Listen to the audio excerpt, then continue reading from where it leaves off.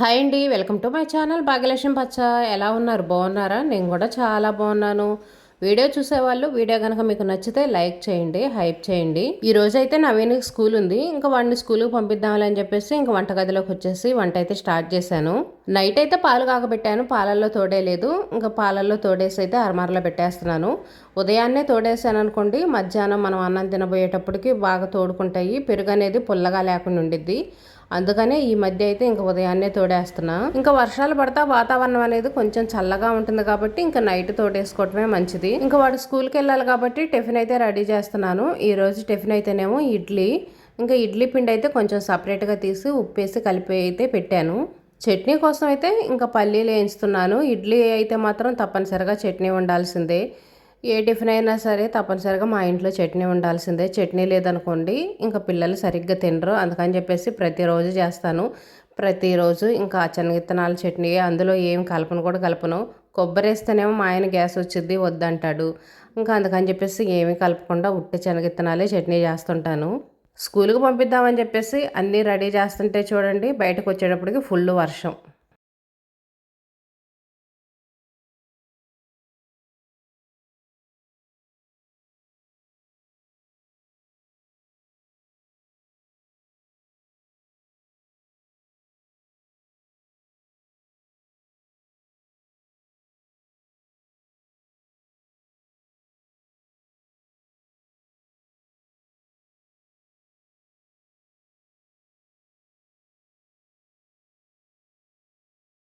ఉదయం అయితే వర్షం పడింది, మళ్ళీ ఆగిపోయింది. ఆగిపోయిందిలే ఇంక వర్షం పడదులే అనుకున్నాం.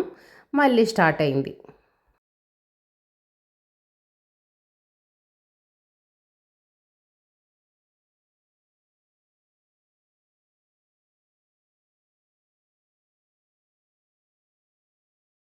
వర్షం పడేటప్పుడు వాతావరణం చూడటానికి చల్లగా బాగుంటుంది కదా. ఇంకా పల్లీలు కూడా వేయించాను.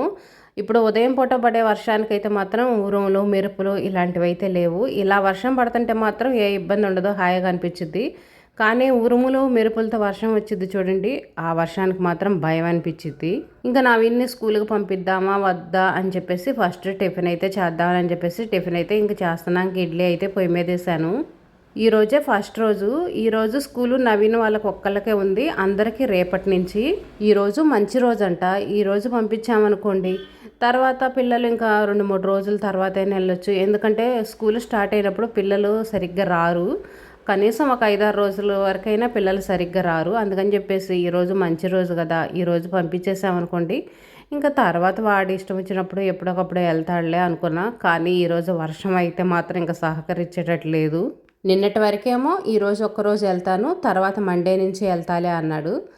కానీ ఇంకా వర్షాన్ని చూసి ఇంకా వాడికి కూడా వెళ్ళాలనిపించలేదు. ఇంకా పిల్లలు కూడా ఎవ్వరు రారు, బోర్ కొట్టిద్ది, వెళ్ళాలే అన్నాడు. ఇంకా సరేలేని నేను కూడా వదిలేశాను. ఇప్పుడు వీళ్ళకి ఒక్కళ్ళకే కాబట్టి ఆటో కూడా రాదు. మళ్ళీ మనం బండి మీద తీసుకెళ్ళాలి. వర్షంలో బండి మీద తీసుకెళ్ళాలంటే ఇబ్బందిగా ఉంటుంది.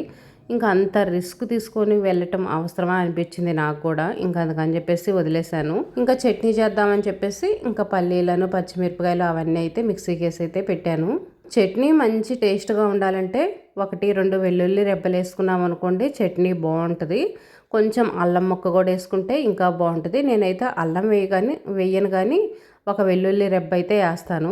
ఇంక ఈరోజు పప్పు చేద్దామని చెప్పేసి ఒక కందిపప్పు అయితే నానబెట్టాను. ఉత్తపప్పు అయితే చేస్తున్నాను, అందుకని పప్పు అయితే ఎక్కువ వేసాను. ఇంక ఈ పూటకైతేనేమో ఉత్తపప్పు వేసుకుంటాము, సాయంత్రం అయితేనేమో పప్పుచారు పెడతాను. పప్పు అయితే కడిగి పెట్టేస్తాను. ఇంకా మనం పప్పు నానిన తర్వాత కడిగే కంటే కూడా ముందే కడగటం మంచిది. నానిన తర్వాత ఇంకా పప్పులో ఉన్న ప్రోటీన్స్ మొత్తం అన్నీ బయటికి పోతాయి. నానిన తర్వాత కడిగితే వాటర్ చూడండి ఎలా వస్తాయో, ఆ పప్పులో ఉన్న ప్రోటీన్స్ మొత్తం పోతాయి. అందుకని ముందే కడిగి పెట్టుకొని నానిన తర్వాత వండుకోవటం అయితే మంచిది. ఇంకా మా కుక్కర్ గురించి చెప్పనవసరం లేదు, బాగా పప్పు నానబెట్టిన తర్వాత వండుతాను. ఇంకా చట్నీ కూడా ఇదిగోని తిరగమాతేసాను. కొంచెం నీళ్ళుగానే చేస్తాను, ఇలా చేస్తేనే బాగుంటుంది. ఇడ్లీలోకి అయితే మాత్రం ఇలా చాలా బాగుంటుంది, కొంచెం జావగా చేసుకుంటే. చట్నీ కూడా నేను కొంచెం కారంగానే చేస్తాను, చప్పగా ఉంటే మాకు తినబుద్ధి కాదు. కొంచెం కారంగా చేసుకుంటేనే చాలా బాగుంటుంది. ఇంక ఇడ్లీ కూడా అయితే ఉడికినాయి. ఇంక టిఫిన్ పని అయితే అయిపోయింది. ఈరోజు వర్షం పడుతుంది కదా, ఎందుకో రోటి పచ్చడి తినాలనిపించింది. చాలా రోజుల నుంచి అనుకుంటున్నాను, ఈ మధ్య పచ్చిమిరపకాయల పచ్చడి ఇలాంటివి చేయక చాలా రోజులు అవుతుంది. అందులో రోట్లో నూరక కూడా చాలా రోజులు అవుతుంది. అప్పుడప్పుడు మిక్సీకి వేస్తున్నా కానీ రోట్లో అయితే ఈ మధ్య అసలు నూరట్లేదు. అందుకని ఈరోజు వర్షం పడతా వాతావరణం చల్లగా ఉందిలే అని చెప్పేసి రోటి పచ్చడి తినాలనిపించింది. ఇంకా అందుకని ఇంట్లో పచ్చిమిరపకాయలు టమాటాలు ఉన్నాయి. ఇంకా అవి అయితేనేమో ఫ్రై చేస్తున్నాను. ఉదయం ఊళ్ళోకి ఆకుకూర వచ్చింది. ఇంకా కొత్తిమీర కూడా తీసుకున్నాను. అన్నీ కలిసి వచ్చినాయి.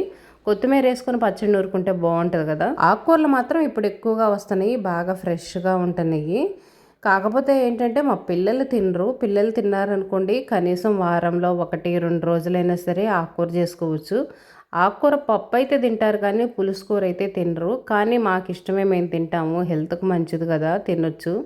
పిల్లలు కదా ఇంకా వాళ్ళు తినరు, వాళ్ళకి టేస్ట్గా ఉంటేనే తింటారు. ఇంక ఇదిగోండి పచ్చిమిరపకాయలు టమాటాలు అయితే ఫ్రై అయినాయి. ఇందులో కొంచెం చింతపండు వేసి అయితే ఫ్రై చేశాను. కొత్తిమీర అయితే వేయలేదు, నూరేటప్పుడు వేయొచ్చులే అని చెప్పేసి. ఇంక ఇవి చల్లారిన తర్వాత ఇంకా రోట్లో అయితే నూరుకోవాలి. ఇంక ఈ లోపు అయితే మాత్రం నేను ప్రతిరోజు హెల్త్ కోసం అని చెప్పేసి హాట్ వాటర్ తాగుతాను కదా, హాట్ వాటర్ అయితే తాగుతున్నాను. ఒక సిస్టర్ అయితే కామెంట్లో అడిగారు హాట్ వాటర్ తాగటం వల్ల ఉపయోగాలు ఏంటో చెప్పండి అక్క అని.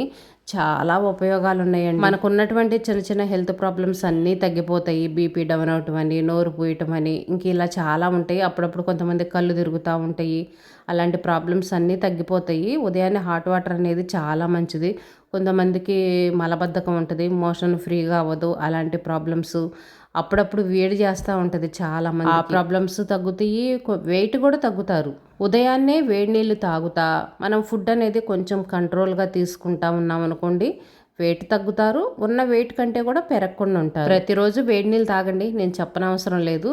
అంతకు ముందు మీ హెల్త్ ఎలా ఉంది, వేడి నీళ్ళు తాగిన తర్వాత మీ హెల్త్ ఎలా ఉందనేది మీకే అర్థమైపోయిద్ది. అంటే రోజు మొత్తంలో కూడా కొంచెం హెల్త్ విషయంలో కేర్ తీసుకోండి. అంటే ఫుడ్ విషయంలో కొంచెం కేర్ తీసుకోండి. అస్సలు ఇంకా హాస్పిటల్కి వెళ్ళాల్సిన పనే లేదనుకోండి. నేనైతే కొంచెం స్పైసీ ఫుడ్ తింటాను, అదొకటి నాకు ప్రాబ్లం. అందువల్లే నేను వెయిట్ కూడా కొంచెం కంట్రోల్ అవ్వట్లేదు. ఇంకా వెయిట్ పెరగట్లేదులేండి ఎంత స్పైసీ ఫుడ్ తిన్నా కానీ, దానికి సంతోషం. ఇంకా మన పచ్చడి కూడా నూరేసాను. ఈ మాటల్లో పడిపోయి పచ్చడి గురించే చెప్పలేదు కదా. పచ్చడి నూరుతా అయితే ఒక షార్ట్ వీడియో పెడతాను. రోల్ అయితే కడిగేసాను. ఇంకా వర్షం పడుతుందిలే అని చెప్పేసి ఫుట్బాల్ కిందకి తీసుకొచ్చి అయితే పచ్చడి నూరాను. ఒక్కొక్క చుక్క పడతా ఉన్న పచ్చడిలో పడ్డాయి అనుకోండి, పచ్చడి అనేది వాసన వచ్చింది. ఇంకా మళ్ళీ దీన్ని తిరగమాత కూడా వేయను నేను. మనం ఫ్రై చేసేటప్పుడే నూనె వేసాం కదా, ఇంకా మళ్ళీ తిరగమాత వేసుకోవాల్సిన అవసరం లేదు. ఇంక ఇలాగే తినేయొచ్చు. కొంతమంది ఉల్లిపాయలు వేసుకుంటారు, నేనైతే ఉల్లిపాయలు వేయను. ఇంక ఇలాగనే తినేస్తాము. పచ్చడి ఎలా నూరాను, ఏం వేసాను అనేది షార్ట్ వీడియోలో అప్లోడ్ చేస్తానన్నా కదా, ఇంకా అందులో అయితే చూడండి. మనం పచ్చడి నూరినప్పుడు కానీ, పిండిలో ఏమైనా రుబ్బుకున్నప్పుడు కానీ, మనం రోలు నార్మల్గా ఎంత కడిగినా సరే కొంచెం రోలుకి గ్యాపులు ఉంటాయి కదా, హోల్ అవన్నీ, వాటిలోకి పోయి పిండి అనేది సరిగ్గా పాదు. అలాంటప్పుడు మనం అంట్లో రుద్దుకునే పీచు ఉంటుంది చూడండి, దాన్ని పెట్టి రుద్దామంటే ఒక్క నిమిషంలో రోల్ అనేది నీట్గా ఉంటుంది. రోకల పండు కూడా కొంచెం పగిలినట్టుండి ఆ గ్యాపుల్లోకి పచ్చడి కానీ ఏమన్నా పోతూ ఉంటాయి. ఆ పీచు పెట్టి రుద్దామనుకోండి చాలా నీట్గా ఉంటుంది. నేనైతే ఎప్పుడు ఇలానే క్లీన్ చేస్తాను. రోల్ అనేది చాలా నీట్గా కనిపించింది. ఇంక ఇప్పుడైతే అంట్లు కడిగేస్తున్నాను. టిఫిన్ పని అయిపోయింది, కూర పని కూడా అయిపోయింది. పప్పు నానబెట్టాను కదా, పప్పు అయితే మాత్రం ఇంకా తర్వాత వండుతాను. పప్పు బాగా నానిన తర్వాతే వండుతాను. ఉదయం ఏమో వర్షం పడ్డది, ఇప్పుడు చూడండి ఎండ వచ్చింది.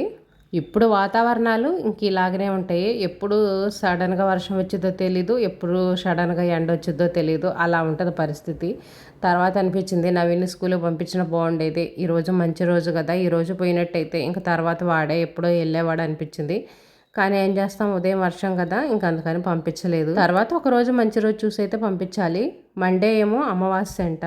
గాబులకైతే నీళ్ళు ఉన్నాయి. ఉదయం వర్షం పడుతుంది కదా, కరెంటు పోయిద్దేమని చెప్పేసి ముందు ఫస్ట్ మోటర్ వేసి గాబులకైతే నీళ్లు పట్టేశాను.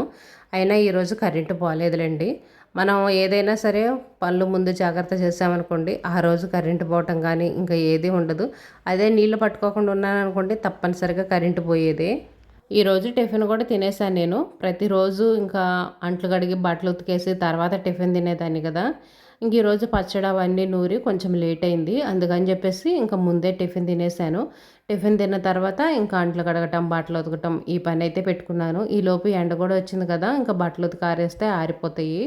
డాబా మీద ఆరేసామనుకోండి ఇంకా శుభ్రంగా ఆరిపోతాయి. కింద ఆరేసామనుకోండి ఇంకా ఆరవు.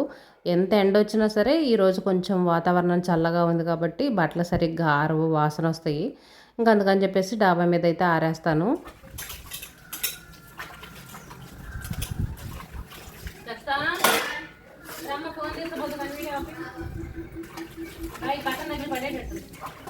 ఇప్పుడు వచ్చే గాలికైతే ఫోన్ ఎక్కడ కింద పడిద్దని దానికల్లే చూసుకుంటా ఉన్నాను. ఫోన్ కింద పడి పగిలింది అనుకోండి, ఇంకేమి లేదు. మనకు వచ్చే రూపాయి 2 రూపాయలకి వేలు డబ్బులు వేస్ట్ చేసుకోవాల్సి వచ్చింది. ఇంకా నేను ఈ పనులన్నీ చేసుకునేటప్పటికి పప్పు అయితే బాగా నానిపోయినాయి. ఇంకా పప్పు అయితే పొయ్యి మీద పెడుతున్నాను. ఇది వండేటప్పుడు నా తిప్పలు ఎలా ఉంటాయి అంటే ఇంకా చెప్పనవసరం లేదు. ఇంకా అందులో మామూలుగా టమాటా పప్పులు, ఆకుకూర పప్పులు, ఈ పప్పులు ఉంటాయి చూడండి. ఇవైతే మాత్రం పెద్ద ఇబ్బంది అయితే ఉండదు. కాకపోతే మనకి విజిల్ వచ్చేంత వరకు కొంచెం జాగ్రత్తగా ఇవి ఆవిరిపోకుండా పట్టుకొని ఉన్నామనుకోండి, ఇంకా బాగానే ఉంటుంది. ఈ మామూలుగా ఈ ఉత్తపప్పు వండేటప్పుడు మాత్రం అలా ఉండదు. ఇదిగో చూడండి, విజిల్ రాకముందే చూడండి నీళ్ళు ఎలా వస్తున్నాయో. ఇంకా బాగా విజిల్ రాలేదు. ఇప్పుడే ఈ కాడ ఉంటుంది కదా, దాని ద్వారాగా ఆవిరంతా బయటకు వచ్చేసి నీళ్ళన్నీ బయటకు వచ్చేసినాయి. ఇప్పుడే విజిల్లోకి ఆవిరైతే వచ్చింది. ఇంక ఈ నీళ్ళు మొత్తం అయితే తుడిచేస్తున్నాను. విజిల్ వచ్చేంత వరకు ఇబ్బందేను, విజిల్ వచ్చిన తర్వాత కూడా ఇబ్బందేను. ఎందుకంటే విజిల్ వచ్చినప్పుడు ఆ నీళ్ళు మొత్తం పొంగిపోతాయి. పప్పు ఉడకలేదని గ్యాస్ మనం అలాగనే ఉంచేసామనుకోండి, అడుగు మొత్తం మాడిపోయింది. అందుకే జాగ్రత్తగా ఉండాలా.